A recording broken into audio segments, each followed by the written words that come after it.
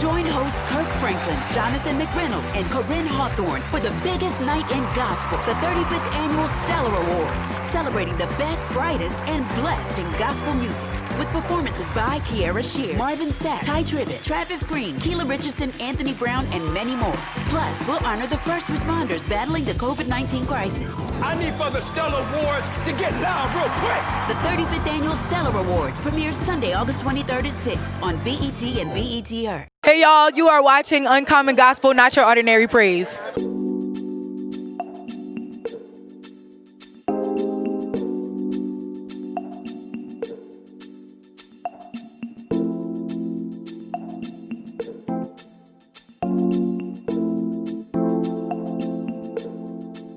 Hey, this is Byron Cage, and you are watching Uncommon Gospel. It's not your ordinary praise. Keep it right here for the very best in gospel music.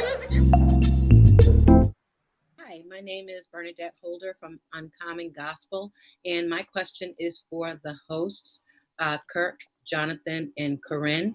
And also, before I say that, I do want to say, Mr. Jackson and Mr. Johnson, I applaud you for what you've done to come up with this event this year. I know it meant a lot to me, and I just know that it will mean a lot to those who wanted to get together and who look forward to this every year. So thank you. But to Kirk, Jonathan, and Corinne, what does it mean to put out songs that you have, such as, this year, Strong God with Kirk, People for Jonathan, and Pray for Corinne? You put out songs that really touch people where they are right now, especially during this pandemic. And I've listened to each of those, and it really speaks to the time and what we're going through right now. What does it mean to put those songs out, right now? I know every song is special, but right now I think they hit a little different. Why don't you go first, Corinne? I think that for me, I know that we wrote Pray in December of last year. So we had no idea that the pandemic was coming. We had no idea of all the racial tensions being high. We had no idea. So I think that it means a lot, having a title as an inspirational, as a gospel artist. We make music to inspire, to uplift. But when you make music for the time, and you have no idea about it, it just put a little bit more, like, thank you, Jesus. And, like, I'm grateful that we get to do that. And now we're stepping into the prophetic, and we're actually speaking for people in this time and things that they need. And I'm sure that y'all feel the same way. Like, Kirk, I know you were saying the other day that you wrote Strong God alone. And like, yeah. In like January, February. And Corinne is right. And, but at the same time, she's got another single that just came out, called Speak to Me, that is very uplifting and inspiring. So she like, the rest of us, we have this duality that we have to walk through to try to inspire, but at the same time speak truth. And I'm quite sure that, like all of us on this call that are artists, when you do songs that are more horizontal in their social commentary, you do look forward to the day when you don't have to write those songs anymore, as I feel like that these songs are having to be written a little too much. And we all dream of a day where we don't have to have these discussions, and we can, now, be inspired to write songs about something else, but to be able to have to be so repetitive in areas that should be dealt with and addressed and be conclusive. It's very unfortunate in a country that has always prided itself on being Christian. Thank you.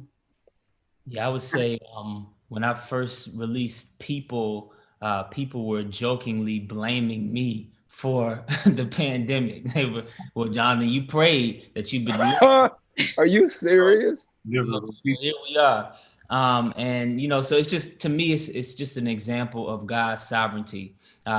This was a surprise to all of us, all of this pandemic stuff, but for him, he already knew it was coming. And so what did he do? He prepared all of his people with a soundtrack for this time to allow people to get free even while they're on lockdown. And so I'm just really honored to be a part of that group of people that he was saying stuff to, even though we didn't know how important it was going to be. When it was released, we realized, man, God had 2020 in mind in 2019.